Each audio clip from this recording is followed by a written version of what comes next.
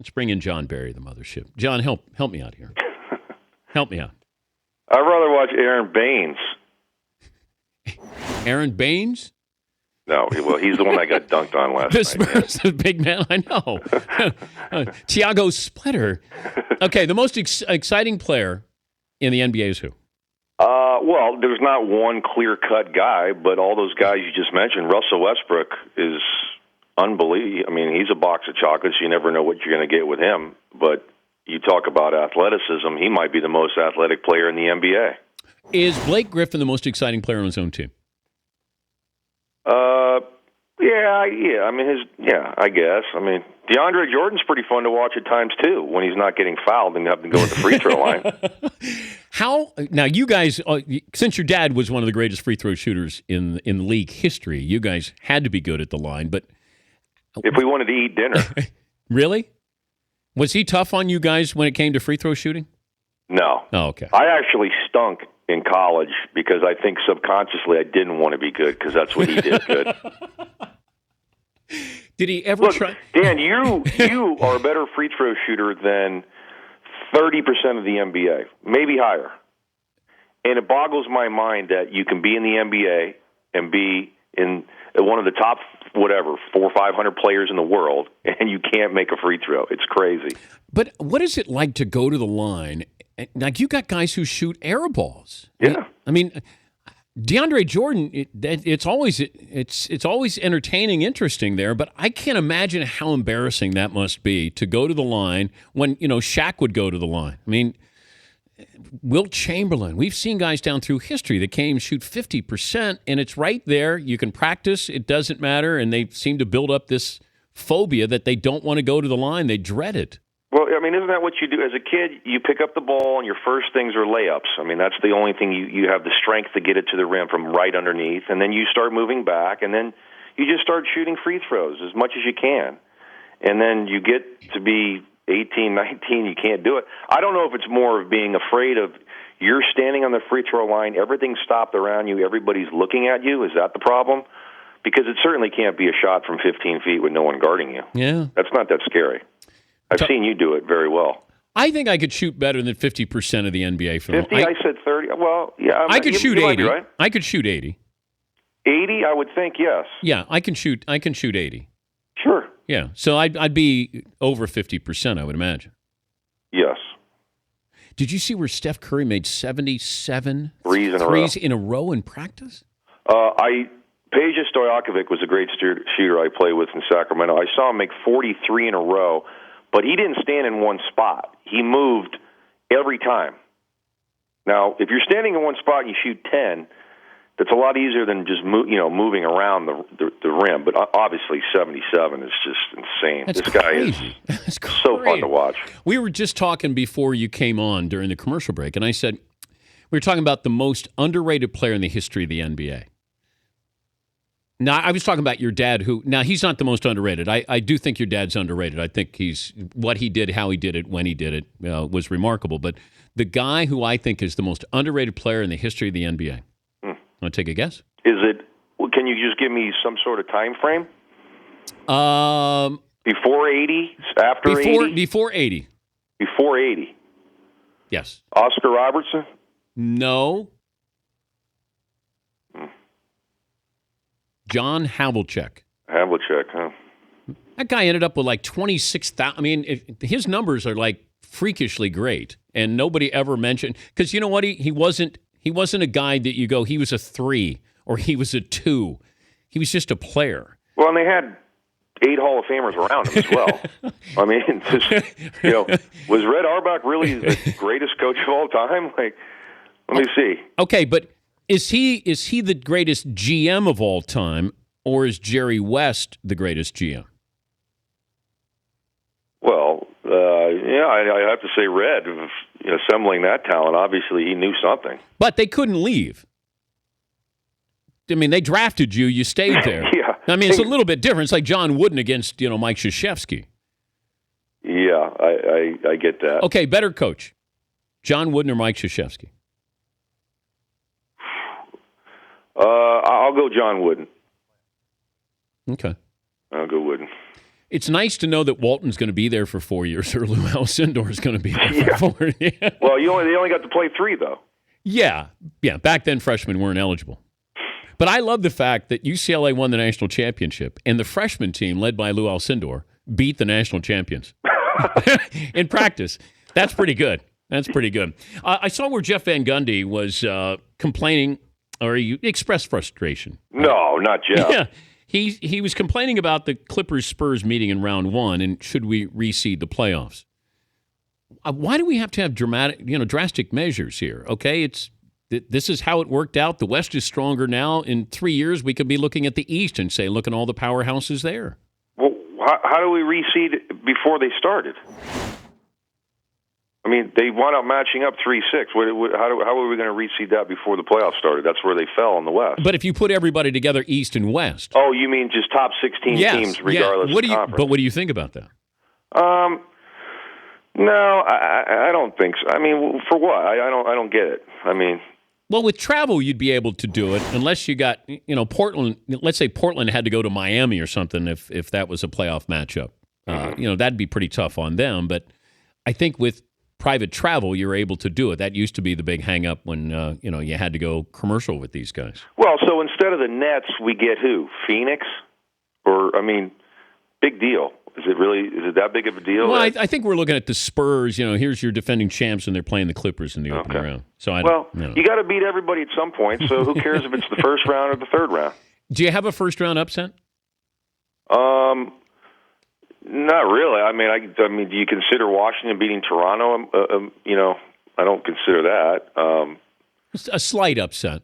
I think all the higher seeds should win. I don't see anything that's going to change with that.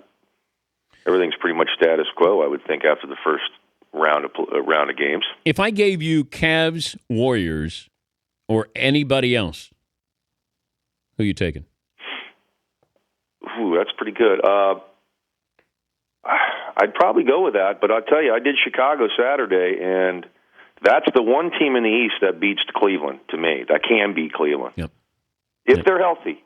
Yep. And even being healthy, they haven't played enough together. Can they get the continuity and chemistry in time?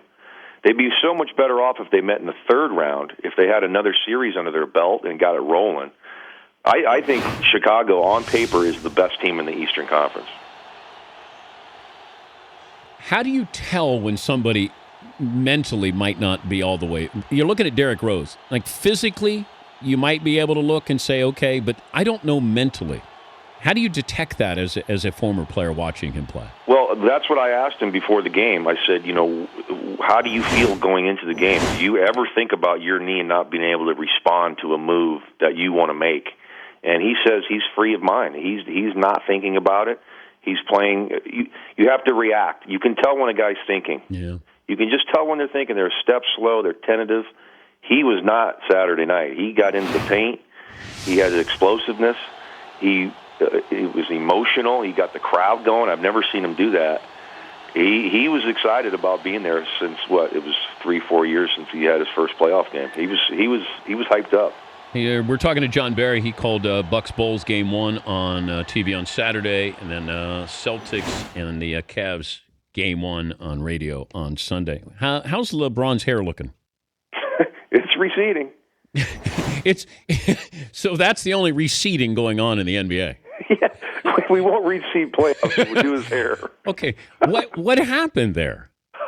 Maybe the headband. Oh, is that what it was? Well, they say when you wear a hat, you lose your hair. And my hat is gone. Is that what happened to you? Yeah, well, I've always played golf, and I have to have a hat on. So headbands are, I saw what Jalen Rose said, that Rajon Rondo, Kevin Love will be on the Lakers next year. Did he say that? Yeah, I think so. I think Kevin Love's leaving Cleveland. He could be in L.A. I don't know, but I think he's not going to be in Cleveland. I think it's either Boston or L.A. Yeah, I think you're right. It could be Boston.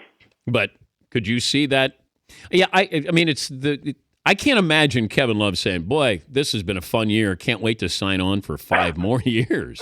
He plays the role I played. I mean, how disappointing is that for him? I mean, hey, Kev, stretch the floor for us. We'll toss it out to you every once in a while. Jack, you were the 4th option? Fourth? Well, yeah, there's only 5 guys on the floor. I am fourth. Yeah, I play with a bunch of stiff centers. So, What about Rondo? Does Rondo have any mileage left here? I don't. Where does he sign? I don't know. I mean, he has not helped the Dallas Mavericks. No. I mean, when you in the league's changing. If you can't shoot the ball, you become a liability. And as good as he played with 3 Hall of Fame players. And that was always my question, like, okay, when these guys are gone, is this guy still an elite point guard? Did you know that Paul Pierce is a quote machine here? Oh, yeah. He didn't talk that much during his career, and like earlier this year I had him on. He couldn't have been better at just spilling. Now all of a sudden he's getting into it with front office with Toronto and calling out players, and Darren Williams was this, and man, he's costing Musai Ujiri a lot of money. Yeah, what was that, $35,000? Yeah, well, and he was on Brooklyn last year, and Musai went after them too. So they need to get those pep rallies out of Toronto. I mean, stick to hockey, I guess. I mean, it's costing them a lot of cash. But is Paul a talker on the floor? Yeah, he would talk. Yeah, real not, maybe not demonstrative, but yeah, he would say some things. I recall. But he did call out Darren Williams, basically saying he didn't want all this pressure in New Jersey. He wasn't ready to handle it. Yeah, well, I'm not going to put it on them. They got a laundry list of problems up in Brooklyn. They're starting with Prokhorov. Is he going to be around for the long haul? Prokhorov? Yeah. He says he's not trying to sell. I'm not buying it. That place is they don't even have a first-round pick till 2019. How we doing? Would you rather have the Nets' future or the Knicks' future? Knicks. Would you rather have the Knicks or the Lakers' future? Ooh. Minnesota. Oh, I love Minnesota's future. Yeah. Okay, here's one for you. By the way, Milwaukee is my team. Next year, they got 50 wins. Milwaukee's my team next year. Wow. Okay. If you gave Cleveland a do-over, Wiggins, or you make the Kevin Love deal? Well, what do you say? I mean, I think Wiggins has a chance to be a very, very good player. I don't think he helps their team this year. I mean, look, Kevin Love's still averaging a double-double, and like I said, I know he's not getting a lot of opportunity, but him being on the floor is helping this club because he's a guy you have to go out to the three-point line and respect. Yeah, but I got Wiggins who can play in the fourth quarter. He can actually guard people. He's I get it, but offensively, he's good. He can't shoot the three. He can't stretch the floor for you. Well, you got guys who can shoot, but I got a guy who can play both ends, and he can play in the fourth quarter. Kevin Love doesn't play in the fourth quarter. Well, I mean, that's coach's decision. What would you do? Yeah, okay, but look at what's going to cost you with Kevin Love and what it's going to cost you with Wiggins too. So if I said you're running Cleveland, would you want Wiggins or would you want Kevin Love for the future? Yeah, you got to take him now, and you got to So yeah, whatever I you do. get it. Yeah, for the future, certainly I'd have Wiggins. I'm paying him a rookie salary for the next few years, so I can go spend money and get what I need at the big position. What's your next game? I think I've got the Warriors, New Orleans. We're off. We disappear for the week. Oh, on ESPN. We don't. TNT has the week, and we have the weekends. So, well, you're going to see one of my favorite players, Anthony Davis. Oh, he's awesome. And wait till he develops the legitimate outside jumper. The three ball. Yes, yeah. He's working on that now, and from what I'm told, he's gonna be a legitimate 3-point shooter. I agree. No question. He'll be, this guy's as unique a player as I've ever seen, Dan. But if I said to you, can have Anthony Davis, Russell Westbrook, Steph Curry, I'll throw in Kyrie Irving if you even want that. That's tough. Their futures.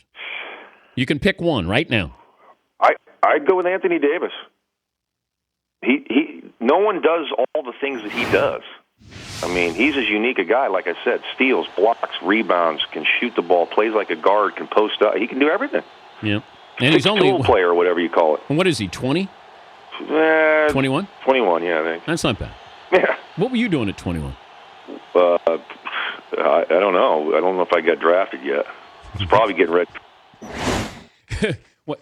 You were probably getting ripped? Is that what you said? We just lost him. Fritzy, just tell John thank you. And John Barry from the Mothership.